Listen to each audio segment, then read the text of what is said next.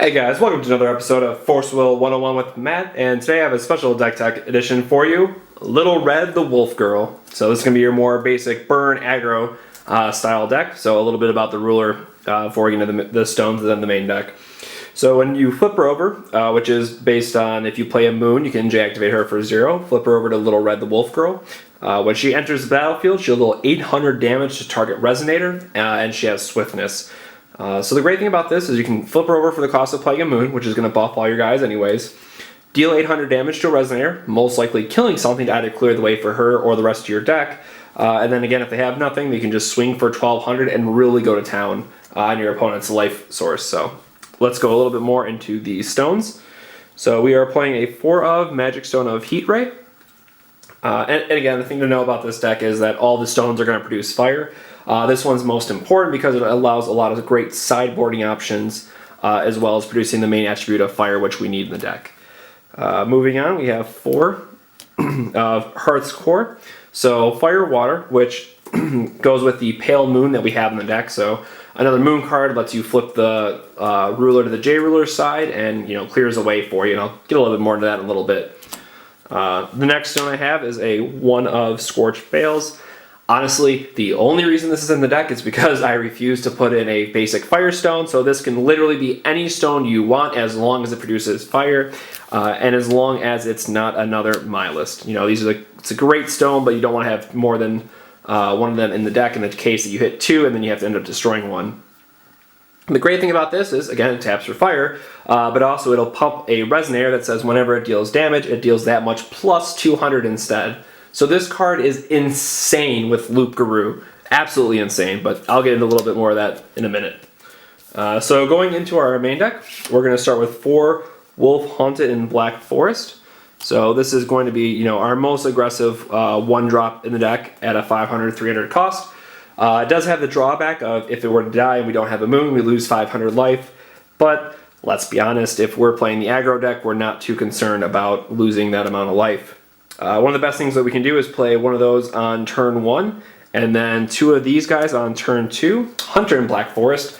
So you play your Wolf on turn 1, you play this guy, 2 of these guys on turn 2, and all of a sudden you're hitting your opponent for 1100 damage. Him having swiftness is just great for that effect, and can also really surprise your opponent, lead to some interesting battle decisions later on in the game. Of course, we have a 4 of Thunder. Just honestly one of the staples, does feel 500 damage to a resonator, which most of the time you're not concerned with that part, but it's great burn value. So you mostly just take it to your opponent, hit them right in the face, and attack their life totals as much as you possibly can. But one of the best things is that it combos with this next guy. So Moon Knight Pouncer, if you play this on 2 and you're, on turn 3 and you're lining it up, you can play Moon Knight Pouncer, play a Thunder, give him first strike and swiftness, and then deal another 1000 damage to your opponent. So you can really tell that we're focused on dealing as much damage as possible, in the shortest amount of time.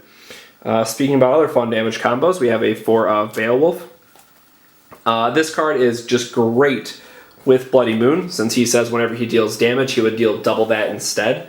So if you have a Bloody Moon out, he becomes a 500-700, and then he's very quickly doing 1000 damage if he's left unblocked. So, I really like this card. How do we make it better? Yeah, we play a 2 of Poison Apples, folks. You can very quickly buff him to a 1300 if they don't block, which means based on his effect, he's going to hit them for 2600 damage. If even one of those go through, you're probably going to win that game. Going on to another burn spell that we have is Purifying Fire. Again, mostly in the deck just for the fact that it's straight burn damage. It's 700, goes right to your opponent. And it can also be another way just to give Moon Knight Pouncer swiftness. Going into the moons, we do have a 2 of Pale Moon. And again, this is strictly just for the fact that it can, 1, activate your ruler into flip to the J ruler side. But also, with the way blocking works, is if they block one of your resonators and you have an extra water will open, you can just bounce the resonator back to their hand and the damage would go through as if the resonator was never blocked. So another great combat trick that can really let you push through the damage when you need to. And of course, going on to the more staple of moons, we have a 4 of Bloody Moon. So all your werewolves get plus 200. And again, with Beowulf or just with this aggro strategy, it's great. It's also not completely irrelevant, but the activate ability is when you banish, you can destroy a magic stone. That can be a huge tempo swing if you know to put them off, say, Carmilla on the next turn. Going into the real all-star of the deck is we have 4 of Loup-Garou. So he's just absolutely a house. He gives all your other werewolves swiftness, which is just great in itself. But again, with the combo with Milest is that whenever a resonator you control would deal damage, deals that much plus 200. Loup-Garou states that whenever a werewolf attacks, they deal 100 damage if you don't have a moon, or if you have a moon in play, they deal 200. So Milest will actually add 200 damage on top of that. So this is really how you get the burn out of the deck and really go over the top and make sure to get those last couple points of damage that you're going to need in. Loup-Garou, seriously undervalued. Then we have 4 of Commander and Wolves. Absolutely crazy 4-drop. If the board starts to get clunked up a little bit, you can deal 400 damage to target resonator for each werewolf you have in play. So even if you have, say, 2 werewolves in play, it'll most likely kill most of the stuff that you're facing. The meta right now, if you have 3, it'll kill 95% of stuff by dealing 1,200 damage to a resonator. So let's say the games are going a little bit long. You're playing against those annoying dark fire light decks. Then we bring in 2 of these bad boys, Gilles, sorry. He is just an amazing card. So if you're playing those more attrition-based decks, really trying to get you down, this guy, if you don't have Milest in play, assuming you're paying the hard 6, he's going to hit your opponent for 2,000 damage. Again, this is one of those cards where if it hits your opponent just once, you're probably going to win that game hands down. And again, even if they do stoning it, you can banish 3 Firestones and then bring them right back to deal even more damage. So that's it for the main deck. And I do want to bring up a very important issue with the sideboard, so I'll talk about that as well in this edition. So I bring a couple more friends to the table.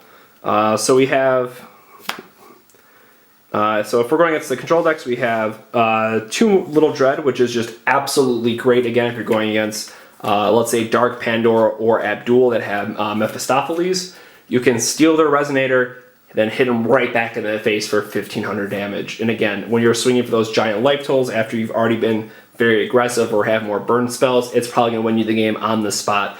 Sure, you're going to lose 500 life in the process by, targeting, but that's okay. Our big Dragon Phoenix friend, Fantasy Dragon, is just great. Again, the more attrition-based games are going to go long anyways. Your mana or will is going to get up there, and you're going to be able to cast them, knock out the games pretty quickly. And then lastly, just a 2 of Purifying Fire. Again, more straight burn. There's really no great life gain in the game right now, or no way to really recover from burn. So these are the 6 cards generally that I always bring in for those light dark fire matches, if only because your 1-drops become a lot less. So I'm often taking out some amount of 1-drops and maybe a few other cards. Because I did mention that I'll go into the light attribute cards as well. So we have a 3 of Dream of Juliet, self-explanatory, destroys an addition. You can just cycle it if there's no addition on the field. Can be used to, if you're getting really tricky, blink a resonator to save it from a removal spell. Very versatile card, absolutely great. We have a 4 of Return to Stories, if only because there's a lot of people playing Grim right now, and Hamlin is just annoying, and you just really need a way to get rid of Fairy Tale resonators. So in the games that are just really to lock down your board, you need 4 of these. And then lastly, we just have a 2 of Emperor's New Clothes. Musketeers is very popular in my meta, so I think it's something very important to include. So, this is a deck that I've tuned for our local meta, and I think it's pretty spot on. It's a great deck in that, especially when things are going in more of the control route, I think a lot of people really need to, reassess, what decks beat these. Like, well, if everyone's on Dark Pandora, why not just make sure my hand is empty by the time they could flip Pandora? So this is definitely something I would focus on. Going forward in the next set, I think that this has a lot to gain as well. There's, going to be more burn effects. There's that Garden of Eden card that says players can't gain life. So yes, we're seeing a lot of life gain cards, but very quickly you've already found ways to counter that. So I think the deck's a lot of fun, guys. I really think you should try it out. If there's a lot of control going on in your local metas, give this a try. Just burn out your opponents and really show them how quick that this deck can be. So that's all I got on Force Will 101 today. Thank you for joining in, and I'll see you guys next time.